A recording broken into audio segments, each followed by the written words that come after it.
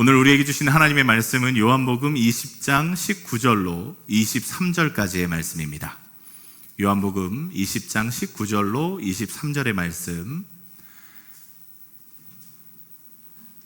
몇 절 되지 않습니다. 우리 다 같이 한 목소리로 합독해서 읽겠습니다. 함께 읽습니다.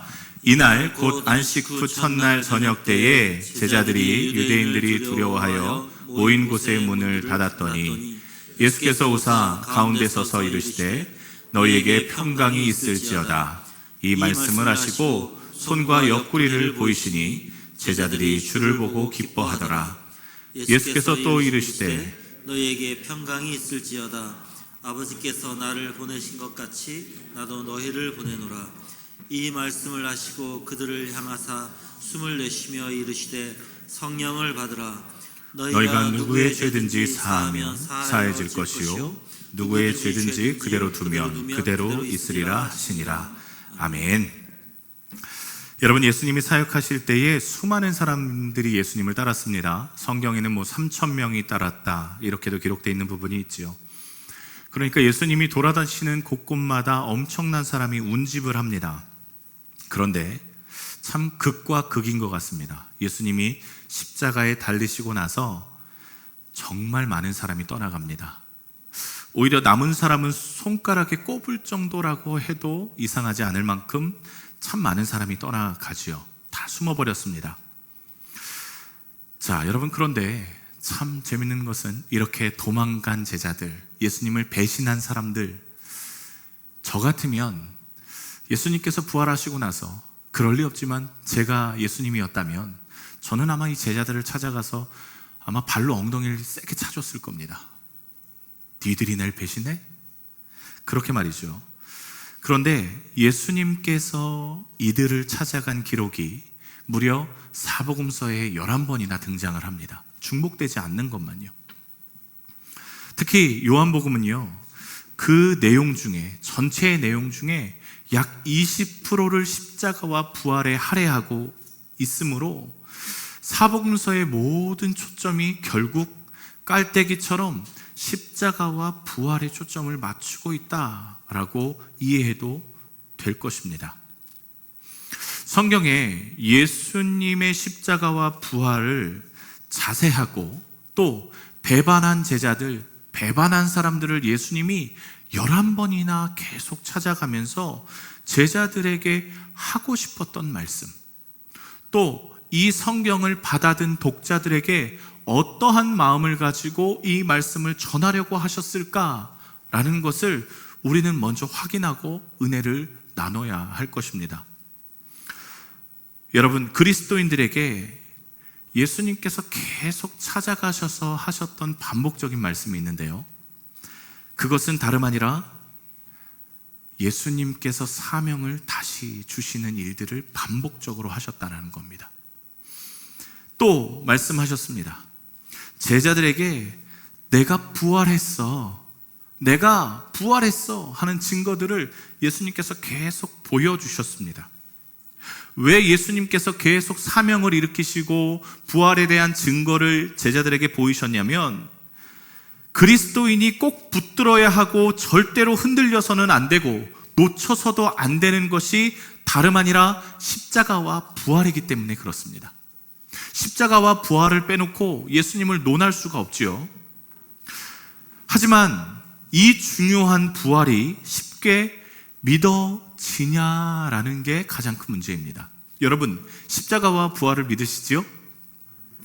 네, 여러분 십자가와 부활을 믿으십니까? 예, 우리는 쉽게 이렇게 믿는다고 고백하지만 여러분, 이 당시 마태, 마가, 누가, 요한복음을 적어서 받는 사람들에게 이 질문을 했다면 대부분 다 쉽지 않았을 거라고 이야기할 거예요. 특히 요한복음을 받는 사람들은요, 이때 로마의 엄청난 핍박을 당했었던 때였거든요. 이들에게 하나같이 이야기합니다. 너 예수 믿어? 너 예수 믿어? 예수 믿어? 그러면 너는 죽어야 돼. 여러분, 이런 시대에 예수의 부활을 믿는다? 예수님을 믿는다? 이건 쉽게 고백할 수 없는 신실한 믿음의 고백이었겠지요. 당연히 잘 안 믿어졌을 것이고 믿는다 하더라도 고백하기 쉽지 않았을 것입니다. 여러분, 누가 믿는다고 하겠습니까? 적어도 죽은 사람이 눈앞에서 살아난 것을 본 사람은 그럴 수 있겠다. 그러나 여러분, 죽었던 사람이 살아났다? 그건 세상에 없는 일 아닙니까? 증거가 있어야 믿지요. 이 믿음이 이 요한복음을 받는 수많은 사람이 겪었던 동일한 믿음의 시험들이었습니다. 그런데요, 여러분, 요한복음에서 이러한 시험을 겪고 있는 사람들에게 사이다 발언을 하는 한 사람이 등장을 합니다. 그게 누구였냐? 예수님의 제자 도마였습니다. 성경을 읽으면서 저는 왠지 이게 시원하더라고요. 여러분 한번 같이 읽어보시면 좋겠는데요. 요한복음 20장 25절의 말씀, 도마가 나타나서 이렇게 이야기합니다. 사실 그 자리에 예수님이 계신 것도 모르고 예수님이 계신지도 모르고 이렇게 얘기했던 거예요. 한번 같이 읽어보겠습니다. 다른 제자들이 그에게 이르되 우리가 주를 보았노라 하니 도마가 이르되 내가 그의 손에 내 손가락을 내 손을 야, 나 못 믿어. 야, 그걸 어떻게 믿냐? 이렇게 이야기하는 거예요. 야, 예수님이 부활했으면 내 손에 장을 지지지. 이 얘기하고 있는 겁니다. 예수님의 손바닥에 있는 못자국을 만져보고 예수님의 옆구리에 찔렸던 창자국에 내가 손을 넣어보지 않고서 무슨 말도 안 되는 소리 하고 있어. 그렇게 얘기하고 있습니다. 그런데 여러분, 이게 지금 그냥 일반 소설이 아니라 성경이라는 데 큰 문제가 있습니다. 그리고 이 말을 했던 것은 예수님의 제자라는 거에 큰 문제가 있습니다. 예수님의 제자가 믿음이 없다? 사실 이 성경을 받아본 사람들에게 어떤 마음을 가지고 이 성경을 써야 됐느냐, 전달돼야 됐느냐, 지금 막 믿음이 흔들리고 있는 상황이었거든요. 지금 예수님을 믿는 것 때문에 죽냐 사냐 하는 순간이었거든요. 그런데 도마가 야, 내가 만져보지 않고 믿을 수 없지 라고 이야기한다면 여러분, 이들에게 어떤 믿음의 도전을 줄 수 있겠습니까? 오히려 도마가 보지 않고 믿더라. 처음부터 이렇게 기록했다면 요한복음을 받아 듣는 사람에게는 엄청난 믿음의 격려가 됐을 겁니다. 그런데 이렇게 확실하게 권면할 수 있음에도 불구하고 내가 그 손의 못자국을 보며 손의 못자국을 만져보지 않고 옆구리에 손을 넣어보지 않고 못 믿어 라는 이야기를 하는 이유가 무엇일까요? 그건 당시 복음서를 받아든 그리스도인의 상황이 이와 똑같았다라는 이야기입니다. 예수님을 못 믿는 상황이었던 거예요. 핍박을 받고 핍박에 못 이겨 예수님을 떠나고자 하는 사람도 있었고 또 수많은 사람이 떠났습니다. 마치 십자가에 예수님이 죽으셨을 때처럼요. 많이 도망갔습니다. 그리고 겨우 버티고 있는 사람들은요, 어떤 일을 당했는 줄 아십니까? 조롱을 당합니다. 야, 예수가 부활했다고? 예수가 부활했다고 증거 있어? 실제로 이 당시에요, 이렇게 사람들이 이야기했습니다. 예수는 죽은 게 아니라 잠깐 기절했다가 일어났던 거야. 그건 부활이 아니야. 야, 니들이 집단 환상에 걸린 거야. 집단 최면에 걸린 거야. 그런 얘기를 실제로 했었습니다. 그리고 예수가 부활을 했다고? 아니야. 시체를 니들이 훔쳐간 거잖아. 그렇게 이야기했죠. 단체로 미쳤다는 이야기를 들었습니다. 자, 이렇게 핍박받고 조롱받는 사람이 가장 힘겨운 게 뭘까요? 내겐 믿음이 있는데, 내겐 예수 부활의 믿음이 있는데 가장 힘겨운 건 이런 조롱을 듣는 게 아닙니다. 들을 수 있죠. 그런데 핍박보다 더 힘겨운 건 이런 이야기를 들었을 때 아니야, 예수님은 분명히 부활하셨어. 예수님이 나를 위해 십자가 지시고 부활하셨어. 이렇게 강건하게 선포하고 믿음을 드러내야 하는데 자신의 믿음이 흔들리는 거예요. 그런가? 아, 진짜 그런가? 예수님이 그냥 기절하셨던 거였던 건가? 아니, 우리가 너무너무 그립고 그리워서 환상을 본 건가? 그렇게 스스로 의심하는 나를 보는 게 제일 힘들었을 겁니다. 이렇게 믿음이 흔들리고 어려움 가운데 나 스스로를 짓누기는 이 순간 가운데 여러분, 요한복음 20장 25절 27절의 말씀은 이들에게 굉장한 위로가 됐을 거예요. 다른 제자들이 그에게 이르되 우리가 주를 보았노라. 도마가 이르되 내가 그의 손에 손자국을 보며 내 손가락을 그 못자국에 넣으며 내 손을 그 옆구리에 넣어보지 않고서는 나는 믿지 못하겠노라. 믿음이 흔들리는 사람들에게 지금 예수님의 제자가 이런 믿음 없는 고백을 하는 거에 대해서 야, 제자들도 이렇게 했네? 이렇게 흔들렸구나. 그런데 27절의 말씀에 보면요,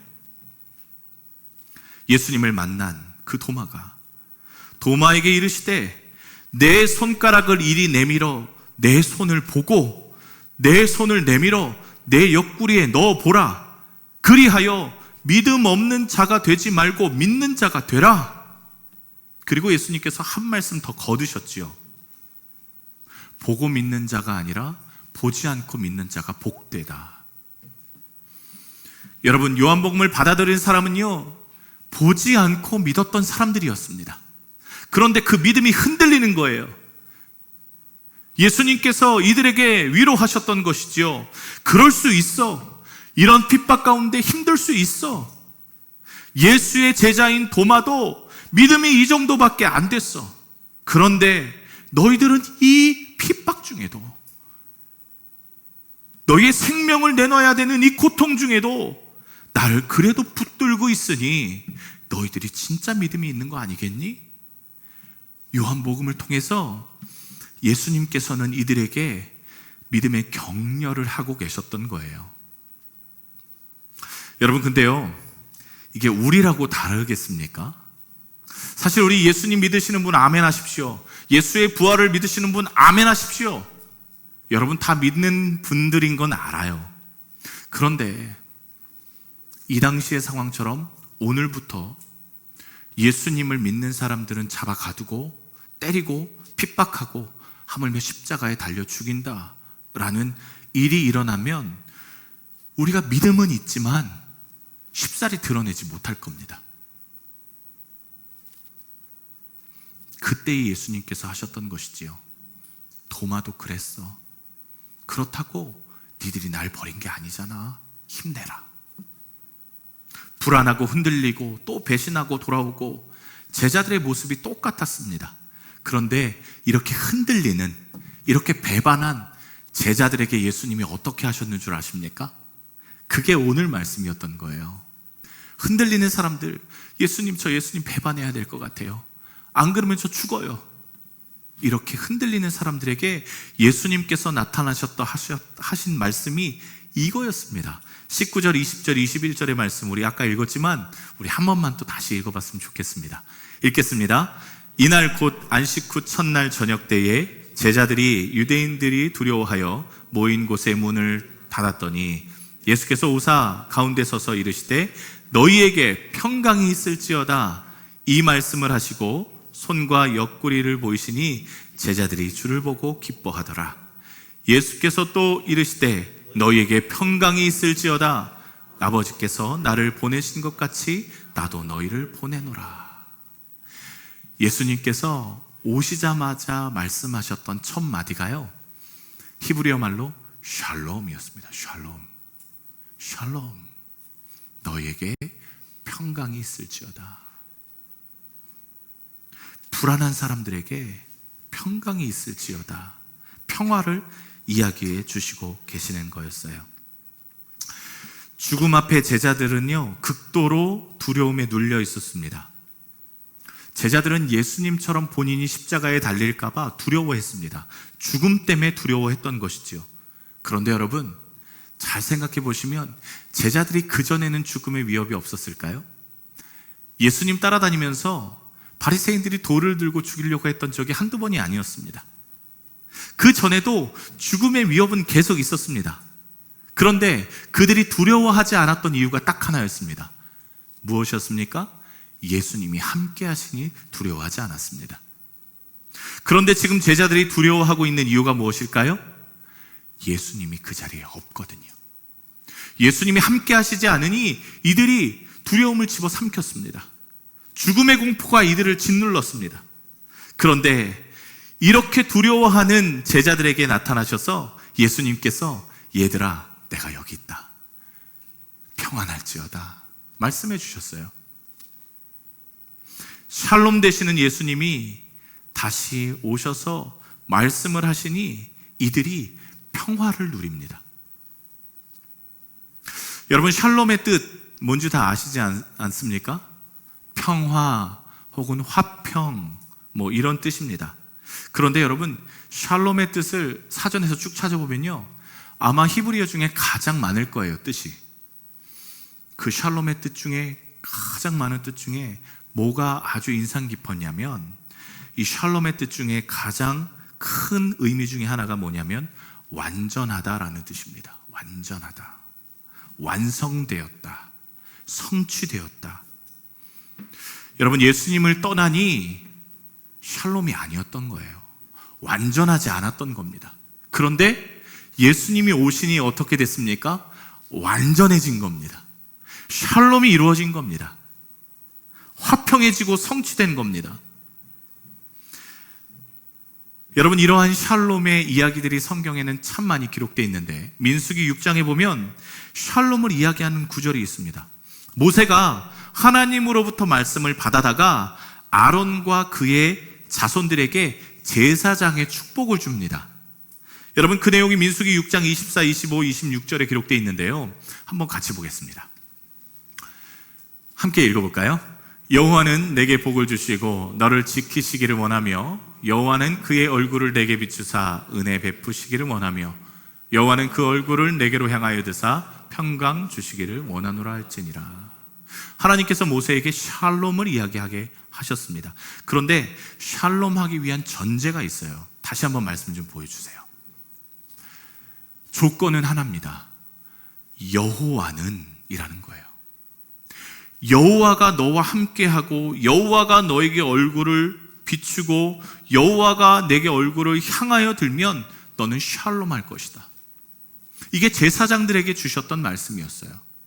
하나님이 너와 함께 하시면, 하나님이 너와 동행하시면, 하나님이 너에게 같이 해주시면 너희들은 평화를 누릴 거야. 이게 여러분 샬롬의 유일한 이유예요.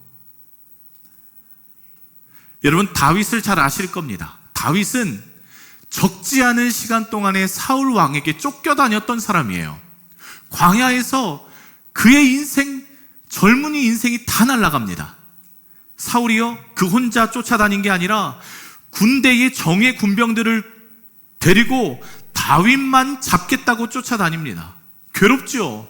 여러분, 나를 죽이겠다고 하는 한 사람만 있어도 괴로운데 수백 명을 끌고 다니면서 다윗 잡아라 하고 있으니 당연히 괴롭죠. 그런데 안 괴로울 수 없는 이 상황 가운데 다윗은요, 하나님을 만나니 샬롬이라고 말합니다. 광야, 물이 있습니까? 먹을 게 있습니까? 다윗을 중심으로 모인 사람들은요, 다 형편없는 인간들이었어요. 아무리 봐도 찬양이 안 나오는 상황이었는데 하나님이 함께 계신다는 것을 깨닫고 나서 샬롬입니다. 고백해요. 사랑하는 여러분, 모든 게 다 있어도 하나님이 없으면 그건 샬롬이 아닙니다. 그런데 모든 게 다 없어도 하나님이 함께 하시면 샬롬인 거예요.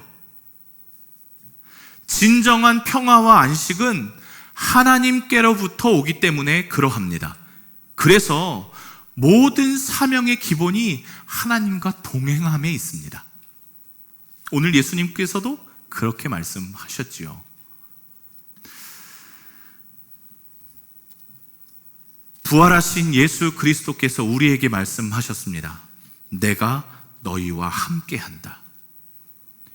내가 함께하는데, 여러분, 예수님이 우리와 함께 하시는데 우리의 삶이 불완전할지라도 완전하여지고 안전하지 않다 할지라도 주님으로 인해서 안전하여지고, 또 내가 죄인이라 할지라도 그 부활의 은혜를 우리에게 허락하여 주신다는 것, 여러분, 이것만으로도 우리에게는 화평이요 샬롬일 수밖에 없습니다.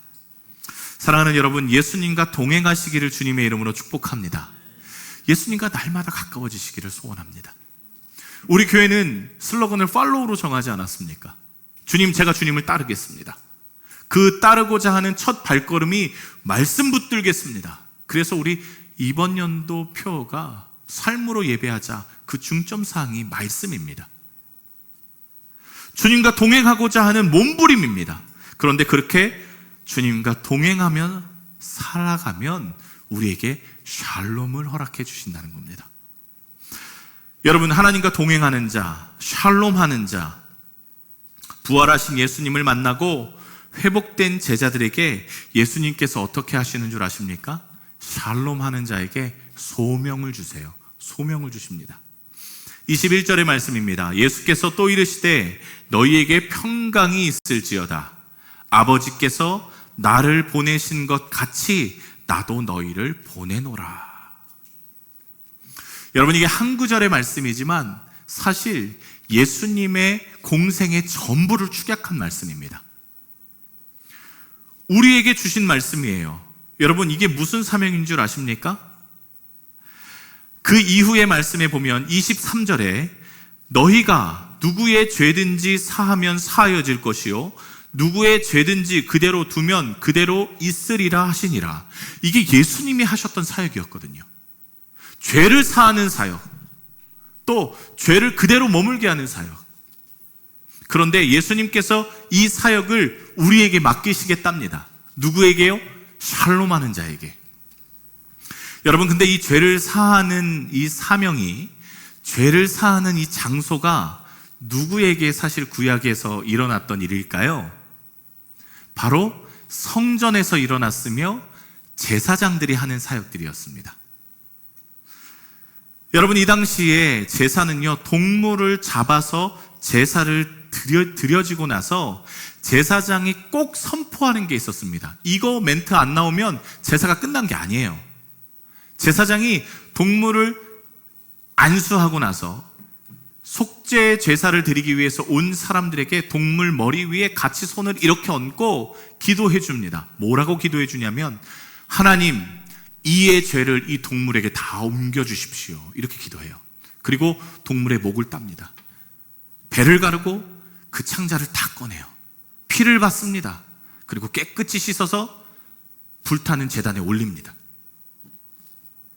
그리고 다 타고 나면 이렇게 선포해 줍니다. 내 죄가 사하여졌다. 내 죄가 사하여졌다. 이걸 선포해 줬던 거예요. 그리고 예수님께서 이렇게 말씀하셨던 장면이 굉장히 많죠. 이제는 누가 이 사명을 감당해야 되느냐? 우리가 감당해야 된다는 겁니다.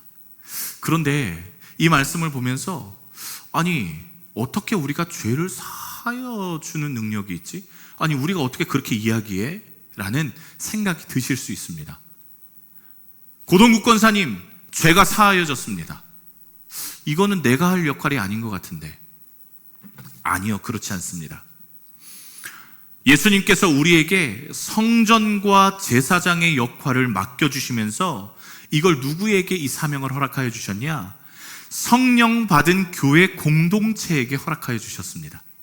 그러니까 예수님이 십자가에서 제물되어 죽으신 이 사건을 근거로 여러분, 우리의 죄는 사하여졌습니다. 이걸 윤상철 목사가 사하는 게 아닙니다. 이걸 여러분 개개인이 사하여 주시는 게 아니에요. 누가 사하여 주시는 겁니까? 예수님이 사하여 주신다는 겁니다. 그러면 믿는 그리스도인에게, 내가 예수님을 믿겠습니다 라고 주님 앞에 나오는 자에게 죄를 사하여 주시겠다는 약속에 근거하여 우리는 선포하는 겁니다. 예수님의 능력으로 여러분의 죄가 사하여졌습니다. 예수님의 십자가의 은혜로 여러분은 이제 더 이상 죄인이 아닙니다. 예수께서 부활하셨기에 여러분들은 부활의 열매를 맛볼 것입니다. 여러분, 이건 윤상철 목사의 이야기가 아니라 예수님의 말씀인 것입니다. 예수님이 십자가에서 제물되어 죽으신 그 근거로 내 죄가 사하여졌다고 선포하는 이 역할이, 제사장의 역할이 이제는 그리스도인들에게 전달되었습니다. 또 죄가 사하여지는 장소 어디였습니까? 성전이었습니다.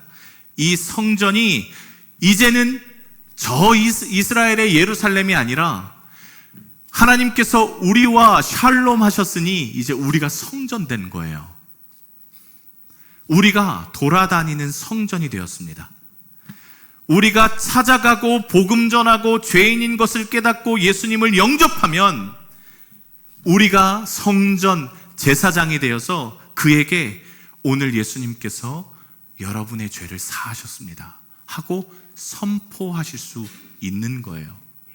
여러분들에겐 그런 자격이 있습니다. 여러분, 한번 연습해 볼까요? 연습 한번 해보겠습니다. 여러분의 죄가 사하여졌습니다. 이런 이야기 하기 좀 민망스러워 하세요. 이건 목사나 하는 이야기지 하고요. 전혀 그렇지 않습니다. 우리가 복음 전하고 그가 예수님을 믿기로 결단하고 예수님을 받아들였다면 여러분 꼭 선포해 주셔야 돼요. 예수님이 당신을 구원해 주셨습니다. 예수님이 당신의 죄를 사하여 주셨습니다. 예수님이 당신의 죄가 사하여졌다고 선포하게 하셨습니다. 여러분 확정 지어 주셔야 돼요. 말씀을 정리하겠습니다. 부활하신 예수님께서 우리에게 맡겨주신 사명, 믿음이 흔들리는 사람에게 십자가를 통해 구원을 확정하고 죄 사하는 능력, 죄 사하는 선포로 그들의 믿음이 흔들리지 않게 더 굳건하게 만드는 사명을 우리에게 허락하셨어요. 주님의 성전이자 제사장으로 부정한 사람을 정결하게 하고 우리가 있는 곳이 하나님이 함께 하시는 성전 되게 하는 이 부정한 장소가 우리가 감으로 인해서 그 땅이 거룩하여지게 하는 그 사명을 우리에게 맡겨주셨습니다. 그래서 우리가 가는 땅은 거룩한 땅이 되는 거예요. 우리가 가는 땅은 거룩해지지 않을 수가 없어요. 이게 정답일 거예요. 여러분, 우리가 목사가 가는 땅 절대 아닙니다. 예수 그리스도를 믿음으로 선포한 자가 가는 땅은 거룩해집니다. 악한 사단 마귀가 그 자리에 머물 힘이 없어요. 왜냐? 예수께서 우리와 함께 하시기 때문에, 우리가 샬롬의 존재이기 때문에 그렇습니다. 여러분 선포하십시오. 자신 있게 선포하십시오. 하나님께 나올 수 없는 자들이 하나님께 나올 수 있는 자로 변화시키라는 명령을 예수께서 우리에게 허락하여 주셨습니다. 이게 언제요? 부활하신 첫 명령이 이거였습니다. 샬롬의 여러분, 예수님이 부활하신 이유는 우리에게 화평을 허락하시기 위함입니다. 이게 샬롬이지요.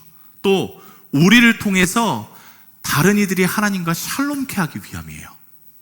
완전해지게 하고 하나님을 온전히 바라보게 하고, 부활의 날 여러분들의 부활의 약속을 받은 기쁨으로 다른 이들에게 죄의 사함을 선포해 주십시오. 이제 여러분 왜 밑에 부활절 계란을 준비했는지 그 진짜 뜻을 밝히고자 합니다. 여러분도 오늘 가셔서요, 잡수셔도 괜찮습니다. 어저께 교회에서 저 구운 계란입니다. 삶은 계란 아닙니다. 정말 맛있게 저는 먹어봤습니다. 정말 맛있거든요. 그런데 여러분이 샬롬의 도구가 되기 위해서 저 부활절 달걀을 사용하셨으면 좋겠어요. 저 부활절 떡을 사용하셨으면 좋겠어요. 저는 오늘 아침에 나오면서 저희 집 옆집, 저번 주에 설교 기억하십니까? 저희 집 옆집에 저 계란을 걸어놓고 왔어요. 저번 주에 저희 아내를 시켜서 과일을 막 집어넣었습니다. 곧 교회 나오실 겁니다. 여러분, 샬롬의 증인 되십시오. 샬롬의 증인 되셨으면 좋겠어요. 어저께 우리 우진철 성도님 가게에도 갔지만 계란이 막 쏟아져 나오자마자 사실은 너무 기뻤습니다. 뭐가 기뻤을까요? 계란이 너무 맛있어서 기뻤다, 그거 아니고요. 예수님이 부활하신 이 사건을 전할 수 있는 게 너무 기쁜 거예요. 그래서 저 옆에 그림 그리는 선생님한테도 찾아갔습니다. 계란 막 들이밀면서 부활절입니다, 부활절. 또 다른 집도 가서 계란 주면서 부활절입니다, 내일이 부활절이에요, 예수님이 부활하신 날입니다, 그렇게 말씀드렸습니다. 여러분, 여러분의 신앙의 뜨거움, 올바른 이것들로 인해서 다른 사람이 하나님과 동행하게 하는 일들을 여러분 해내십시오. 여러분 하실 수 있습니다. 그것이 부활의 아침, 우리에게 허락하신 하나님의 사명임을 기억하시고 여러분이 하나님의 메시지가 되시는 여러분들 되시길 주님의 이름으로 축복합니다. 이 시간 함께 기도하겠습니다.